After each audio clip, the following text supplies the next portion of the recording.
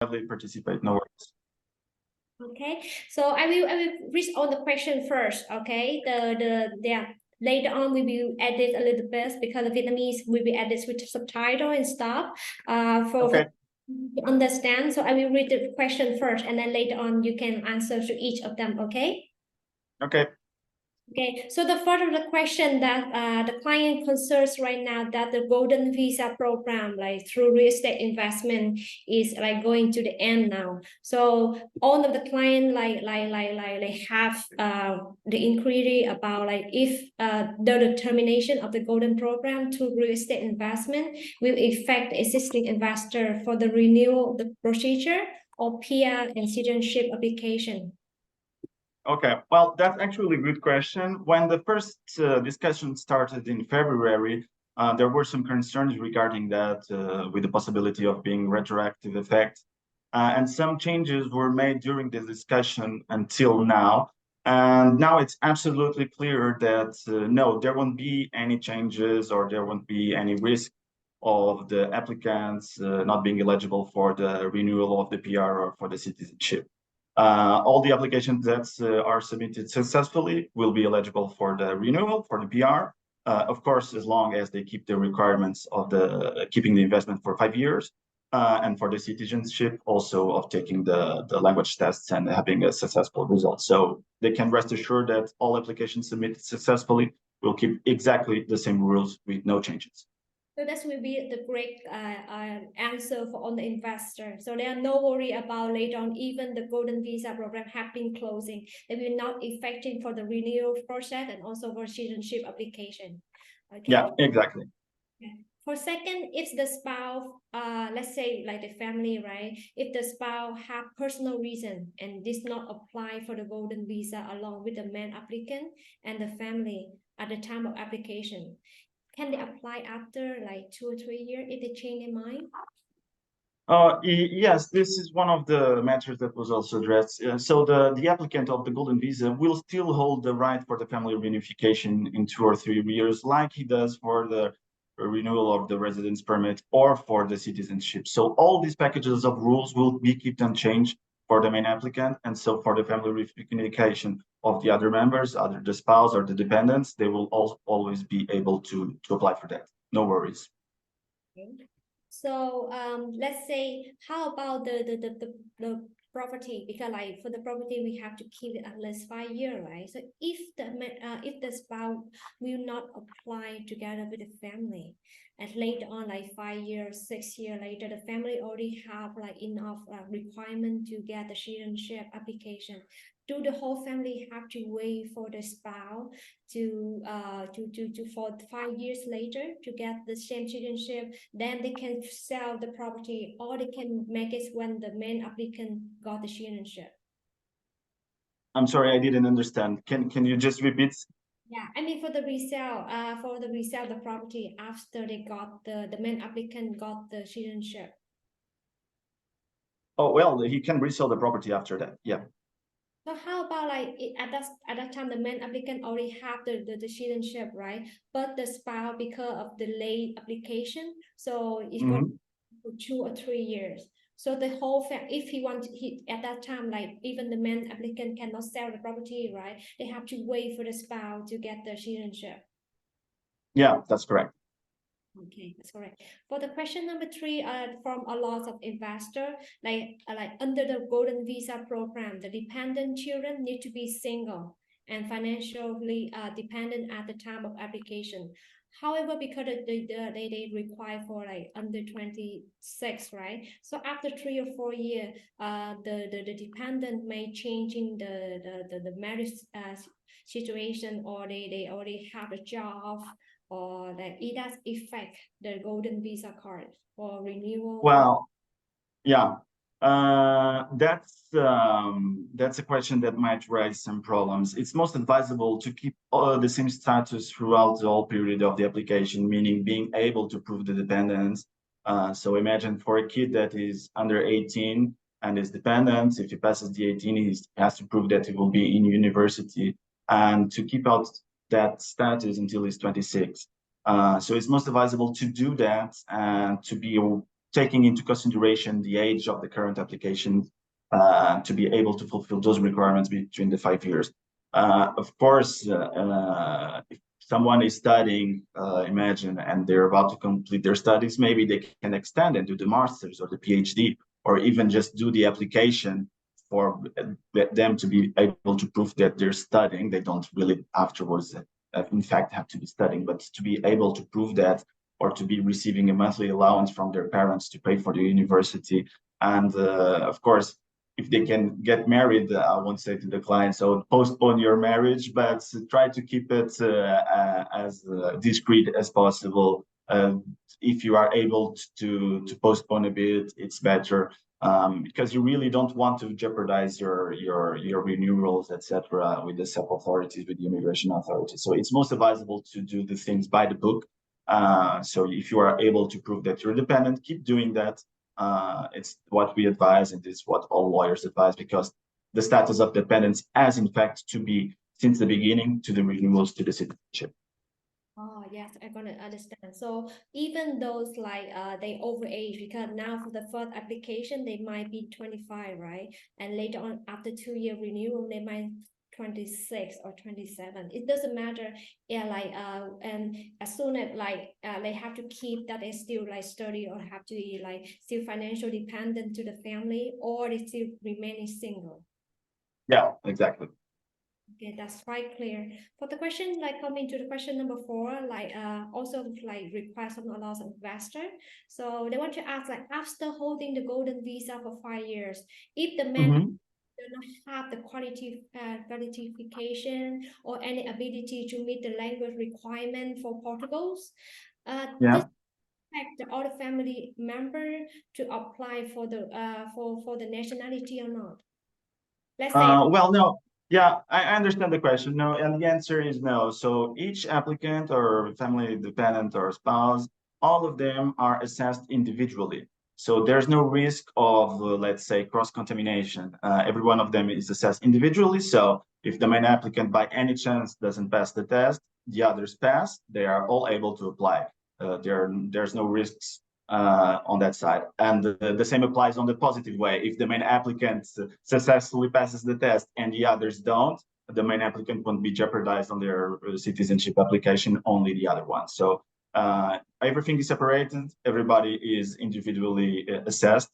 And of course, children who are under the age of 12 don't need to do the language test as well. So there's no risks. But I advise all clients to do a bit of study and to do the correct test. Okay, thanks, Francisco. And come to the final question, because now we are promote a lot of like program for like optional for the golden visa. Then one of the option will be buyback option from Mercan or from other like company. Like, but a lot of investor are worried because like the contract they sign now is guaranteed for the buyback, but they want to ask like what will happen if later on like for example later after 6 years the merchant or the developer refuse to buy back according to the contract. Okay, so regarding that matter, I think it's wise to I'm going to split the answer in 4 points, let's say. Globe Visa at the beginning did a thorough study about many developers here in Portugal to address those questions. And the first opinion of Globe Visa that is still maintained throughout this period is that Globe Visa is a very solid developer. He has already opened 8 or 9 hotels, I don't recall the exact number, and is under construction of 14 more. So they are a big solid group with a good track record with hotels under operation. So that's one of the first things. So you can see that the group is solid and that it's been able so far to meet all their obligations. The other point is the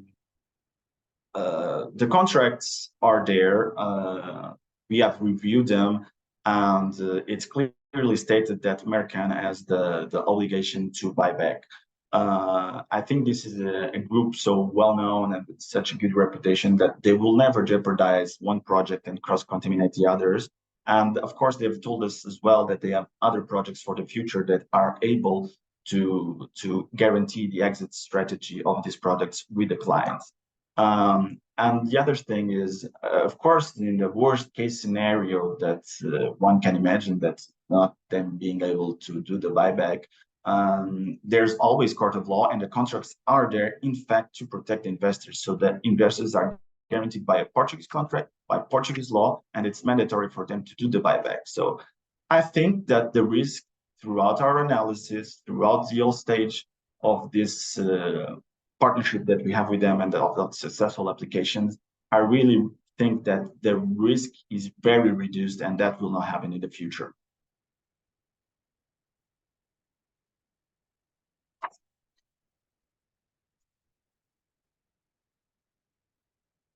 I'm sorry, Tiffany, your mic is out. Oh, sorry. For the final question, a lot of investors really like want to go to stay in Portugal in the future. So not just the Golden Visa, they want to be a part of the family in Portugal. So they want to stay to build family, or they want to have to open the new business there to stay longer in Portugal. So a lot of the investor, if later on they can have the Golden Visa cards or the PR cards, like if they open the business or they do like any kind of work in Portugal, can they be like can have any benefits like for the citizenship to be mortgaged from the banks, or they can mortgage from their property to have loan from some money from the bank? Like do Portugal's bank allow for people when they got Golden Visa to do that?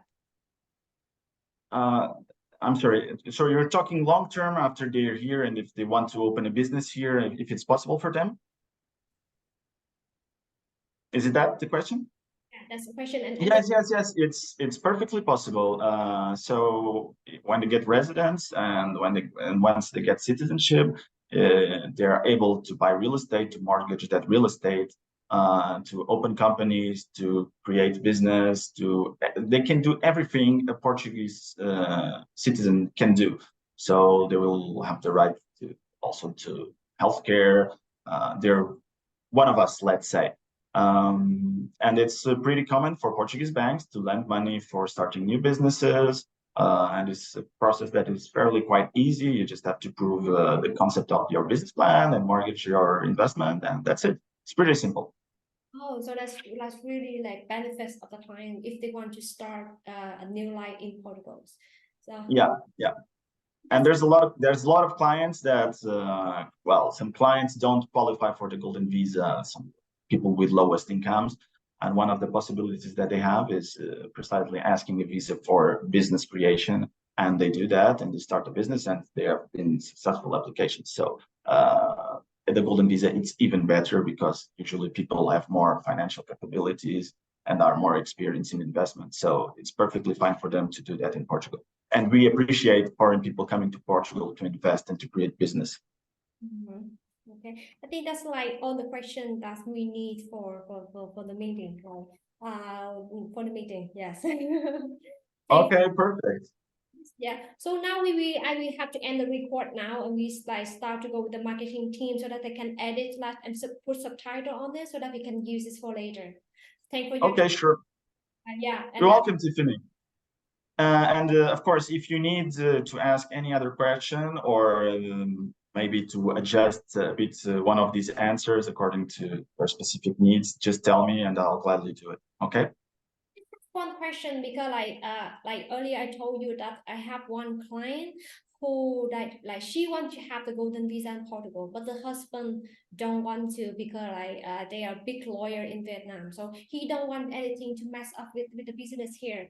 So the husband refused to sign anything or coordinate with the wife and the family to have for the Golden Visa. So the wife just want to ask like, can she proceed without him to be signing any paperwork because he will not sign? So she just wants, can she do that alone by herself? And the children without anything that's on any paperwork or any processing needs his attendant to be involved. Well, it doesn't need to be involved. She can apply by herself. And she can include also the children if they want to come. But if she wants to apply all by herself, she can do it, no problem. The husband no need to sign anything, right? I just worry for the kid like under 18 that the father have to sign for the consent letter. Well, there's one thing that I'm thinking is depending on their marriage status. I don't know if it's common goods, separation of goods. When they acquire the property and they have the deeds, he doesn't have to sign. It's only her. But in fact, then by Portuguese law, if she wants to sell it in the future, the husband will also have to sign. So that's one of the things that she needs to consider. Yeah, they still in marriage status, so I think that's going to be involved later on, only when she want to sell the property. So for Yeah. now, the husband no need to be get anything involved on any process, right? She can do everything by her own. Yeah, exactly. So that's clear. That I will answer that's for this question will not like show up in the meeting. I just this Okay. my cases. Okay, thank you, Francisco. Thank you for your time. You're welcome. Yeah, thank My you. pleasure. Bye bye, Tiffany. Bye. Ciao, ciao.